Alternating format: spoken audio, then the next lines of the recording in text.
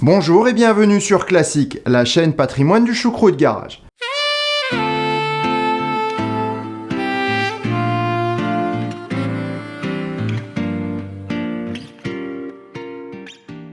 Dans les ruelles sombres de Gotham City se cachent bien des horreurs.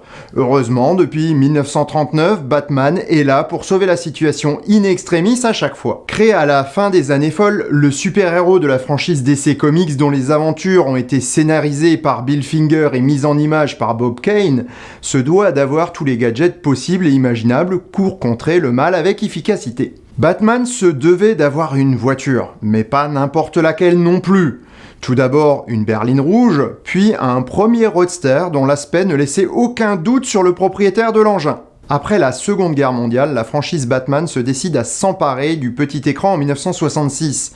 De 1966 à 1968, l'homme chauve-souris fait sensation avec sa nouvelle Batmobile noire et rouge à la silhouette distinctive. Il a tous les gadgets pour se défendre, communiquer avec la Batcave et concurrence largement l'Aston Martin de James Bond. Et pourtant, avant d'être la voiture la plus chère au monde produite spécialement pour le cinéma, cette Batmobile a connu diverses fortunes auprès de son constructeur d'origine, à savoir Ford. D'ailleurs, associer Batman à Ford fera plaisir à Guillaume qui se reconnaîtra. Nous sommes en 1954 et l'industrie automobile est en pleine mutation stylistique. Encore ancrée dans un conformisme et des rondeurs héritées d'avant le second conflit mondial, l'automobile de tous les jours des Américains est ronde, confortable et élégante, mais bien peu dynamique. Prenons pour exemple l'aviation et l'apparition des jets ainsi que les premières fusées, les concept cars s'allongent et prennent des allures élancées. On n'en est pas encore aux excès de la fin de la décennie 50 avec des ailerons gigantesques et autres ornements ostentatoires.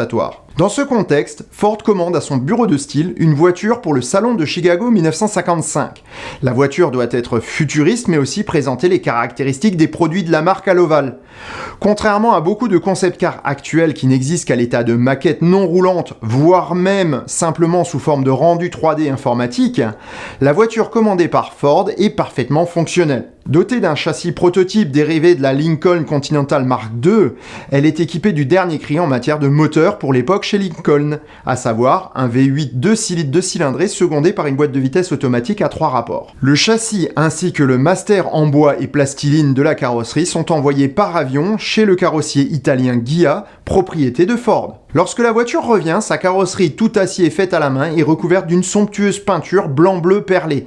Son toit en plexiglas prend la forme d'un double cockpit d'avion et ses ailerons finissent élégamment la silhouette de la voiture. Je ne vais pas vous détailler toutes les petites innovations et gadgets présents sur l'auto, mais la Lincoln Futura avait tout pour plaire à tout amateur de science-fiction de l'époque, et d'aujourd'hui aussi.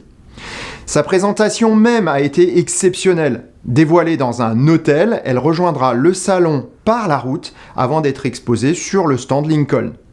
Encore une fois, on est loin des maquettes roulantes d'aujourd'hui. Sa carrière publique passée, la Futura prend sa place dans les réserves du constructeur. Si certaines de ses caractéristiques stylistiques sont reprises dans les Lincoln première et Capri des années qui suivent, le coût du projet aurait été exorbitant. Le budget de 250 000 $ de l'époque représente 10 fois plus aujourd'hui, en valeur constante. La voiture retrouve les feux de la scène dans le film It Started With a Kiss en 1959, puis dans un documentaire publicitaire de Ford en 1961. Pour ce dernier documentaire, la voiture a été repeinte en rouge. Elle apparaît dans la soufflerie et sur la piste d'essai du constructeur de Dearborn. À cette époque, les concept cars avaient rarement une fin enviable dans les ateliers des constructeurs. Parfois cannibalisés pour les pièces détachées, souvent entreposés à l'air libre, sans protection, il n'existe que peu de modèles encore dans leur état d'origine, lorsqu'elles ne finissent pas tout simplement au pilon. Ford va alors vendre pas mal de ces modèles uniques pour le dollar symbolique à des carrossiers de cinéma, des ateliers custom, voire des casses. C'est dans un des plus prestigieux de ces endroits qu'atterrit la Futura, à savoir dans l'arrière-cour de l'atelier de George Barris himself, l'un des plus grands carrossiers de cinéma et customisateur de génie. Jamais immatriculée, la Lincoln Futura ne pourra pas rouler légalement et elle croupit plusieurs années sans attention particulière. En 1965, le projet d'adapter Batman au cinéma est lancé pour la saison 66. C'est tellement court en termes de délai que le carrossier pressenti pour réaliser la voiture, Dan Jeffries, ne peut livrer l'auto dans les temps. George Barris est alors contacté et se rappelle avoir une auto dans sa cour qui ne demanderait que peu de travaux pour en faire une Batmobile tout à fait acceptable. Il prend donc le contrat, mais ne dispose que de 3 semaines pour livrer la voiture au studio. Il n'y arrivera qu'avec l'aide de l'atelier de Bill Cushenberry, la Batmobile étant construite en acier. Parce qu'en effet, si Barris est un des maîtres de la fibre de verre, Cushenberry est un virtuose du métal. Ensemble, ils tiendront les délais. Ils fabriqueront également 3 répliques en fibre de verre sur base de Ford Galaxy pour servir de véhicules publicitaires. Et enfin, une dernière réplique en acier est produite pour l'usage personnel de Barris lui-même. Comme cela se faisait régulièrement à l'époque et jusqu'à nos jours, les voitures restent la propriété du carrossier, donc à savoir de Barris qui loue la Batmobile au studio le temps des tournages. À la fin de la série, elle rentre dans le musée personnel de Barris en Californie jusqu'en 2013, avant d'être vendue aux enchères pour 4,2 millions de dollars. Dans les années 90, Bob Butts produit des répliques en fibre de verre de la Batmobile en utilisant l'un des moules ayant servi aux voitures publicitaires.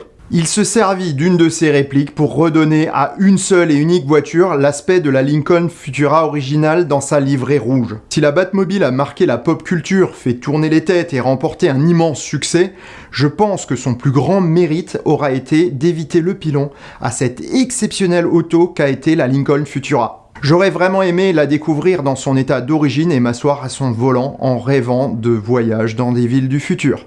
Et sur ces bonnes paroles, je vous souhaite bonne route et vous dis à bientôt pour un prochain épisode du Choucroute Garage, de Choucroute Garage classique ou d'Inside the Choucroute Garage. Prenez soin de vous, ciao.